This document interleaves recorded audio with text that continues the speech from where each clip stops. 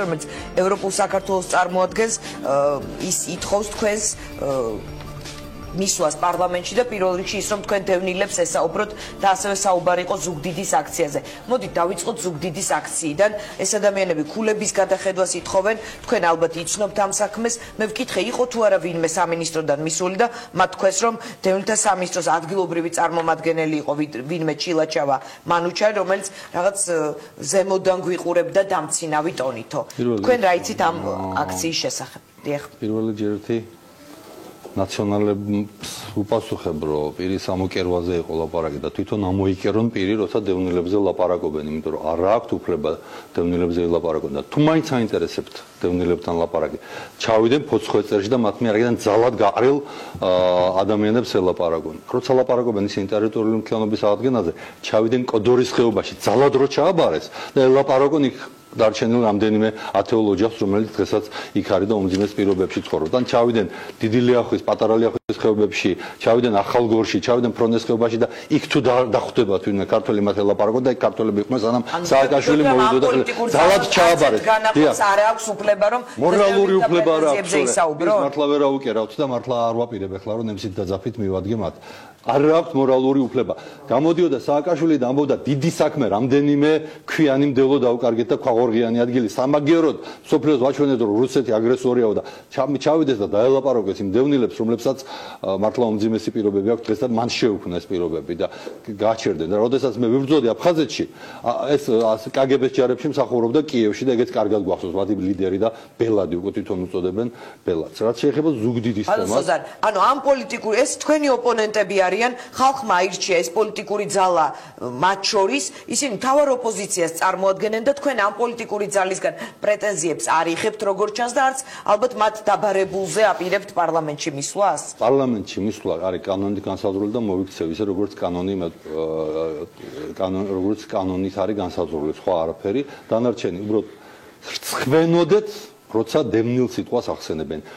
ხვენოდეთ, როცა ოკუპირებულ ტერიტორიებს ახსენებენ, რომ მათი შედეგია 2008 წელს მათი ქმედებების შედეგია და შემდგომი მათი შეფასებების, რომ ეს ტერიტორიები არის დღეს ცნობილი რუსეთის მიერ და არა მხოლოდ ოკუპირებულია, ცნობილი როგორც დამოუკიდებელი სახელმწიფოები და არამედ მხოლოდ ოკუპირებულია, არამედ ყოველდღურად ახალი ნაბიჯი. ომის დაწყების ინიციატორებზე ხა ვერ ვისაუბრებ, მაშინ მე არ ვსაუბრობ, მე ვსაუბრობ იმაზე, რომ ომის თავიდან ნაცილება შეიძლება და ცოტა ნორმალური პოლიტიკა რო გაეტარებია და ყოველდღე იარაღს როცა აღჟღავნებ 2004 წელს რა ჩაატარეს, ერთჩვენიერ დღეს ეს შედეგი ალბათ დადგებოდა რუსეთს უნდოდა ამის გაკეთება და რუსეთმა შეძლო რომ სააკაშვილის უგუნურობის წყალობით გამოეწვია ის ამაში და ჩაეძრია. ამის შემდეგ შეფასება ეხა ზუგდიდში რა ხდება ამ ამბავთან? ამ ამბავთან არა, მოდი ერთმანეთისგან მიჯნოთ ის რასაც დევნილებზე ლაპარაკობენ, ის რასაც ლაპარაკობენ ჩაბარებაზე, სტატუსზე და ასე შემდეგ, არანაირი შეხება ჩვენ რეფორმას დევნილის სტატუსთან არ არის. ზუგდიდში ხდება ძალიან მარტივი რამე. ზუგდიდში რეფორმაზე ვისაუბრებთ, მოდით ზუგდიდში ამ კონკრეტული ადამიანების აშენდა ბინა, რომელშიც არის 154 აშენდა ორი კორპუსი, რომელშიც არის 154 ბინა და შენდება უკვე მესამე სართულზე თუ მეორე სართულზე არის ამოსული კიდევ 4 ესეთი კორპუსი. ეს ბინები ნაწილდება, ამისთვის მიღებული გვაქვს განაცხადები, 3000-ზე მეტი განაცხადი, გამოყოფილია რამდენიმე შენობა რომლებზეც არსებობს, რომ ეს არის ნგრევადი ობიექტი, იმათ ვხურავთ. ამ შენობაზე ასეთი არ არის, თუმცა ექსპერტიზა მოითხოვეს აეხლა 2 კვირის წინ დევნილებმა და ჩვენ გავაგზავნეთ ექსპერტიზაზე. როცა ექსპერტიზა ჩატარდება, მაშინ იქნება მანამდე ამ დევნილებს. ანუ ექსპერტიზა იქნება, იქ არავინ არ ჩამოვიდაო. მოკლედ, ყოფილი რაიონული საავადმყოფოს ტერიტორიაზე ქულების მიხედვით გადაწყდება, ეს შენობა დაიხუროს და ამ ადამიანებს კონდეთ თუ არა ახალი საცხოვრებელი? ყვები და თუ დამახსით? კი, თან მე აი ვაზუსტებ, რომ ყველა შენობას, რომელზეც არსებობს ნგრევადის სტატუსი, მიყოლებით გეგმის მიხედვით ვცლით მთლიანად. სადაც ეს არ არსებობს, კერძო სექტორში ცხოვრობს ადამიანი თუ ეგეთი ტიპის კომპაქტურში, იქ ქულების მიხედვით ვანიჭებთ. ეს მონიტორინგი დაწყებულია უკვე 2 კვირა, კიდე 2 კვირა სავარაუდოდ გაგრძელდება, იმიტომ რომ ძალიან ბევრია სამონიტორინგო, ეს არ არის მხოლოდ ზუგდიდი და მხოლოდ ზუგდიდის რაიონი, ეს არის თქვათ იგივე წალენჯიხაშიც მიდიან, ჯვარშიც მიდიან, მაშინ ხობშიც ჩადიან და ყველგან სადაც ცხოვრობენ დევნილები და ვისაც აქვს შევსებული განაცხადი. ვიღაცებმა რატომღაც გადაწყვიტეს და ამ შემთხვევაში უშუალოდ იქ ცხოვრებ დევნილებს კი არა, იმ ადამიანებს ვადანაშაულებთ, ვინც ისინი მათ აქ ეძებენ, რომ თუ ისინი რაღაც აქციას მოაწყობენ, კარავს დადგემენ, ზოგი პირს ამოიკერავს, ზოგი ვითომ პირს ამოიკერავს, ზოგი შიმშილობს მართლა, ზოგი ვითომ შიმშილობს, ამით მოახდენენ ზეწოლას ჩვენს. ზეწოლას ვერ მოახდენენ, ყველაფერი იქნება ისე, როგორც არის კანონით გათვალისწინებული. არავინ მათთან არ მივა, ის ვინც არ არის გათვალისწინებული რომ მივიდეს. იყო ჩვენი სამმართველოს უფროსი, ჩილაჩავა ვინმე წარმომადგენელი კი არ არის. არის სამმართველოს უფროსი, იქ ჩასულია მონიტორინგის ჯგუფი, თავისი მონიტორინგის ჯგუფის ხელმძღვანელი, მივლენ ისინი აღწერენ, რომ ეს არ მოხდება დადგენილი გეგმის მიღმა. გეგმას არ გადავუხვევთ. ამ გეგმით მივა ყველასთან და ვერავინ რო მაპატიერა პრეტენზია აქვს რომ თითქოს სხვებს ქულებს ანიჭებენ ახლობლობის ნიშნით, იმიტომ რომ მათ თქვენს ამ ეთერში რომ იქ ყოლბაიას სიმამს 13 ქულა როგორ ქონდა იმ და ესეთი პრეტენზიები აქვს. თქვენ დარწმუნებული ხართ რომ ადგილზე ისეთი ობიექტური კრიტერიუმებით ფასდება ყველაფერი რომ ამ ადამიანების პრეტენზიების მოსმენასაც არ აპირებთ? პრეტენზიების მოსმენილია, ისინი მისული იყვნენ ჩვენს სამმართველოში 10-15 კაცი შეხვდნენ და იქ შედგა ეს დიალოგი. მილიონჯერ მოვისმენთ კიდევ, მაგრამ პრეტენზიებით, ზეწოლით არც ერთ ნაბიჯს არ გადავდგამთ. ყველაფერი მოხდება კანონის თანახმად, დადგენილ გეგმის ფარგლებში. შეუძლიათ შეწყვიტონ დღესვე შიმშილობა, ზუსტად იმ დღეს მივლენ შიმშილობა თუ რაც არის აქცია, როცა არის რაც არის სათო მეჭვიგეპარებათ ამ პროტესტის დამამთავრებინე. ზუსტად იმ დღეს მივლენ თუ შეწყვეტენ, როცა არის გეგმით გაწერილი თუ არ შეწყვეტენ, მაინც იმ დღეს მივლენ, როცა არის გეგმით გაწერილი. ოღონდ თუ იქ ხმაური იქნება და ხელშეუშლიან და იქნება ლანძღვაგინება, მაშინ ვერ ჩატარდება. გაქვთ ინფორმაცია, როდის მივლენ იქ ექსპერტიზის ბიუროს წარმომადგენლები, რომ შეისწავლონ შენობის. არა, მე ვლაპარაკობ ჩვენი მონიტორინგის ჯგუფის წევრებზე, რომლებიც აფასებენ არა მდგრადობას, არამედ ქულებს. ექსპერტიზა როდის წავა, ეს არის ექსპერტიზის ბიუროს გადასაწყვეტი, რომ მოემართათ 2 წლის წინ, 2 წლის წინ ექნებოდათ ხელში, ან რო ეს შენობა მყარია და არ არის ინგრევადი, ან რო ეს შენობა ინგრევა და სასწრაფოდ არიან გამოსაყვანი. მოგმართეს 2 თუ 3 კვირის წინ, მიმდინარე წელს ყოველ შემთხვევაში, შესაბამისად იმავე დღეს გადაიგზავნა ექსპერტიზა, ექსპერტიზის ბიუროს აქვს თავისი ვადები, არც ისინი არ აპირებენ, რომ ვიღაცის აქციების ფონზე ვიღაცას მიანიჭოს უპირატესობა, იმიტომ რომ როცა ვიღაცას უპირატესობას ანიჭებ, ამით სხვა იჩაგრება, ვინც ესეთი აქტიური არ არის, ვინც გადაწყვიტა რომ პირი კი არა მოიკეროს, ტელევიზიებში კი არ აკეთოს კომენტარები, არამედ დაელოდოს შვიდად, როდის მივლენ მასთან და ვერ დავჩაგრავთ ვერავინ. ბატონ სოზარ, თქვენ კონკრეტულად ადამიანები ისეთ კარგ პირობებში ცხოვრობენ, რომ მაინც უკეთესი მოუნდათ და გამოვიდნენ და პირი რაღაც პერფორმანსი მოაწყვეს ამით? და ასეთი მკაცრი ხარ თქვენ მაგალითად, თქვენი გეგმები არ შეიცვლება? არა მეთქი. ისინი ცხოვრობენ მძიმე პირობებში, ზუსტად ისეთივე, როგორც ის არის სხვა მძიმე პირობებში და როცა 3000 ოჯახი არის მძიმე პირობებში და გაქვს 154 ბინაკა სანაწილებელი, უნდა შეარჩიო ის 154 ოჯახი, ვინც ყველაზე მძიმე პირობებშია და არა ის 154 ოჯახი, რომელიც ყველაზე მეც იხმაურებს და ხმაურით და ზეწოლით ვერ გავანაწილებთ ვერც ერთ ბინას. ამაში ვიქნები კატეგორიული, ამას მივიყვანთ ბოლომდე. სხვანაირად მე ვიქნები უსამართლო და არ ვაპირებ რომ ვიყო უსამართლო, მთელი ცხოვრება მივლია იმითი რომ ჩემი მთავარი პრინციპი არის ვიყო სამართლიანი ადამიანების მიმართ. კარგი, რომ კიდე მინდა რომ მოვასწროთ რაც შეეხება დევნილთა დახმარების რეფორმა, რაზეც არის პრეტენზიები ხვალ ნაციონალური მოძრაობის წევრები, რომელსაც თქვენ არ ცნობთ, არ აღიარებთ და ამბობთ რომ მათ პრეტენზიების გამოთქმის მორალური უფლებაც არ უნდა ჰქონდეთ. ეს ადამიანები აფხაზთა კრებაში შემავალ ორგანიზაციებთან ერთად აქციას გამართავენ დევნილთა სამინისტროსთან. ჩავიდნენ და ფოცხოწერში გამართონ აქცია ამ კოდორის ხეობაში. თქვენ ხართ დღეს მინისტრი, რომელთან იმ სამინისტროსი რომლის რეფორმაზეც აქვთ მათ შეკითხვები. 45 ლარიანი დახმარება, რა ბედი ეწევა ამ დახმარებას, ვის მოეხსნება და ვის დარჩება? რეფორმა მიმაჩნია რომ არის გასაკეთებელი, თუმცა რეფორმა გატარდება თუ არა, ეს არის მინისტრის გადაწყვეტილება, არამედ პოლიტიკური გუნდის, პარლამენტის, მთავრობის ერთობლივად. რატომ მიმაჩნია რომ რეფორმა არის გასატარებელი? ჯერ ალბათ თანხებზე საუბარი, ხო? დევნილთა მთლიანი შემწეობები მთლიანად რაც დევნილებზე იხარჯება, ეს არის 250 მილიონი ამ წუთში. ეს თანხა იყო დაახლოებით ამისი ნახევარი 5 წლის წინ ნაციონალური მოძრაობის დროს. ანუ გაორმაგდა 250 მილიონი. რო შევადაროთ, თქვათ, რას შევადაროთ? აი, ავიღოთ მაგალითად საქართველოს ყველა თვითმმართველი ქალაქის ბიუჯეტი, ბათუმის გამოკლებით, ანუ ყველა სამხარეო ცენტრი პლუს ფოთი. 10 ქალაქის ბიუჯეტი ამაში შედის ამ ქალაქების შემოსავლებით და ცენტრალური ბიუჯეტიდან რასაც იღებენ არის 163 მილიონი და ამ დროს 250 მილიონი არის დევნილთა დახმარებები.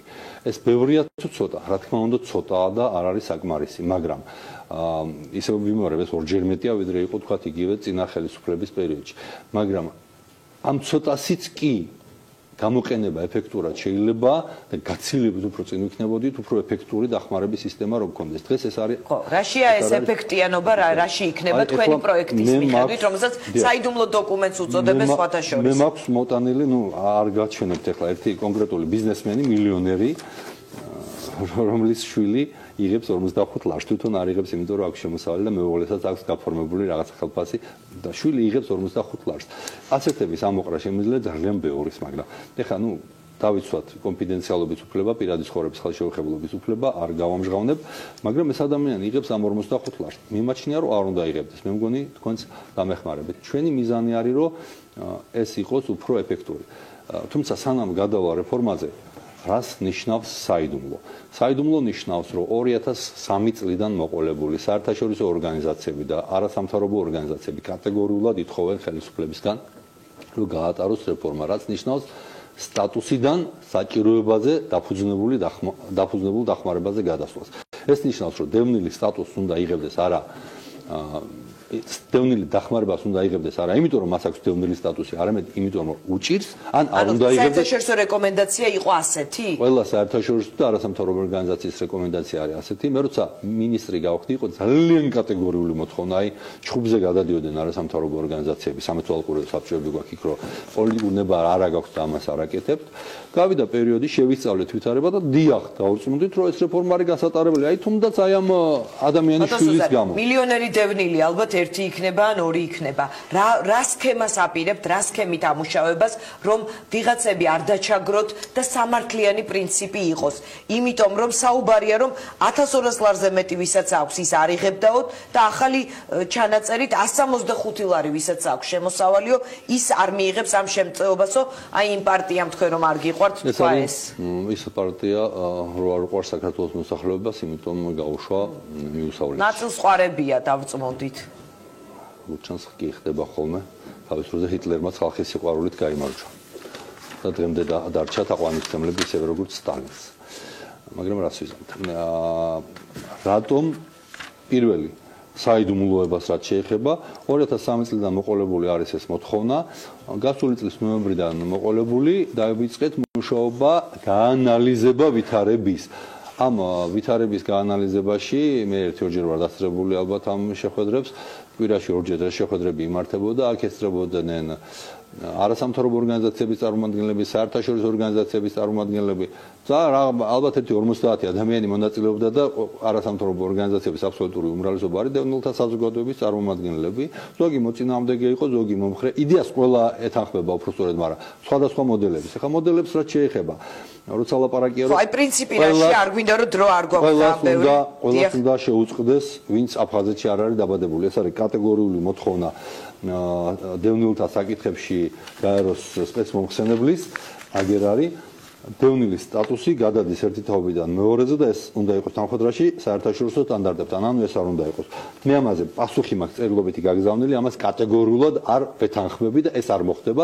დევნილის სტატუსი ჩვენთან არის პოლიტიკური სტატუსი, თუმცა გაეროს ყოველთვის ანუ ამ მოთხოვნას თქვენ არ დაეთანხმებით და დევნილის სტატუსი დარჩება ყველას? არ დავეთანხმები, ამას არ დავეთანხმებ, ამაზე პასუხი გაგზავნილი მაქვს. ეს არ არის წლევანდელი მოთხოვნა მხოლოდ, შარშანდელი უბრალოდ შარშან მოიწერა, ამას ყოველწლიურად იწერებიან, ყოველწლიურად უგზავნით ერთი და იგივე პასუხს. დევნილის სტატუსი ჩვენთან არის პოლიტიკური სტატუსი, რომელიც არის დაკავშირებული დაბრუნების უფლებასთან. ეხლა რაც შეეხება დევნილის ანუ სტატუსი არ მოეხსნებათ იმ ადამიანებს, რომლებიც არ დაიბადნენ აფხაზეთში. სტატუსი არ მოეხსნება არც ერთ მემკვიდრეს, მერტმა არ ქნას რომ კიდევ თაობები გასაგებია ეს გავიგეთ რეფორმის პროექტში ეს არის ჩანაწერი. ეხლა პრინციპი როგორი იქნება? ჯერ პრინციპზე არ გადავალ რა, ჯერ მინდა ისე უპასუხო 6 წუთი გვაქვს სულ ჯამში. დავეტევით. თუ არ შემაწყვეტინებ, დევნილის პოლიტიკური და სოციალური სტატუსის გამეჯვნა უნდა მოხდეს. ეს არის 2016 წლის საარჩევნო პროგრამა ნაციონალური მოძრაობის. ისინი წერენ, რომ დევნილთა და მათი შთამომავლობის უფლება დაუბრუნდნენ საკუთარ სახლ-კარს, ხელშეუხებელია ვეთანხმები, ზუსტად იგივეს ვაკეთებთ. ამავდროულად დევნილთა სოციალური დაცვა უნდა მოექცეს საერთო ეროვნულ პროგრამებში. ანუ ისინი ამბობდნენ, რომ ყველას უნდა შეუწყდეს ეს 45 დახმარება და საერთო ეროვნული პროგრამები რაც არის დაზღვევა, სოციალური დახმარება მიიღებს ვისაც ეკუთვნის, ვისაც ეკუთვნის არ დაიღებს. ეხლა რა უწერიათ 2008 წლის ომის შემდგომ 4 დეკემბერს მიღებულ სტრატეგიაში. ნაციონალურ მოძრაობას. დევნილთა სტატუსი არ იქნება დაკავშირებული ეკონომიკური დახმარების მიღებასთან. დევნილს ეკონომიკური დახმარება შეუწყდება, როდესაც ის ნებაყოფლობით მიიღებს საცხოვრებელს ან კომპენსაციას, ან უკვე მიღებული აქვს კომპენსაცია. დევნილები დახმარებას საჭიროებისამებრ მიიღებენ და არა სტატუსიდან გამომდინარე. ანუ მათი დოკუმენტებით ხელმძღვანელობთ, უბრალოდ იმიტომ ვიყვებით, რას წერდნენ ისინი. ორი მიმართულება. ოღონდ ამ მიმართულებას ახლავს პოლიტიკას როგორ გაატარებ. პოლიტიკა რასაც ისინი ატარებდნენ იყო ფოცხლეთში ძალით გასახლებები, ძალადობები რაც ბათუმში გვახსოვს და ის 28 ლარიანი დახმარება. ჩვენ ვამბობთ ეხლა რომ 250 ლარი, რომელიც არის დევნილებზე გამოყოფილი ბიუჯეტის სხვადასხვა უწყებების ბიუჯეტებში გაბნეული, დარჩება უცვლელი. ოღონდ ამ 250 მილიონი ლარის უფრო ეფექტურად გამოყენება მოხდება. პირველი, ვინ ვერ მიიღებს 45 ლარიან დახმარებას? ვერ მიიღებს, აი წაღარ რო გაჩვენეთ იმ კაცის შვილი.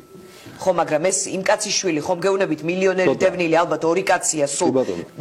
თუ ოჯახის შემოსავალი არის რამდენი ლარი?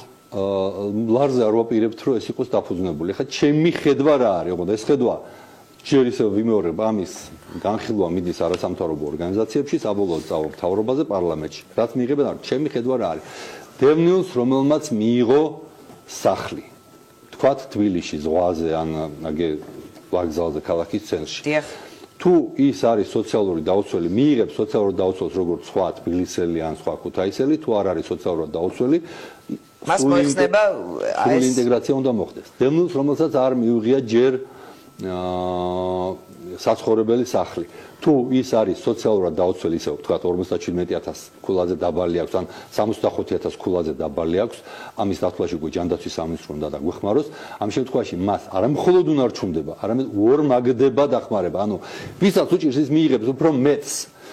ვისაც აქვს 57000 ქულიდან ზემოთ, 100000 ქულამდე ან 150000 ქულამდე ან 120000 ქულამდე, ამაში ჯანდაცვა უნდა დაგვეხმაროს, იმიტომ რომ სადღაც გადის ზღვარი, რომლის ზემოთ ოჯახი არის შეძლებული და რაღაცის ზემოთ უკვე მდიდარი.